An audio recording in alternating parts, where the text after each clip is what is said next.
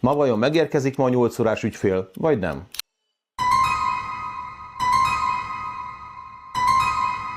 Nem érkezett meg, csak fél 9-re. Sajnos tendencia alakult ki ebből, tisztelt a kivételnek, hogy az ügyfelek bejelentkeznek fél 8-ra, negyed 8-ra, 8-ra, és kialakulnak ezek a 15-20-30 perces csúszások, amiből sajnálatos módon a dominó elmélet alapján dől az egész napi vállalási terv.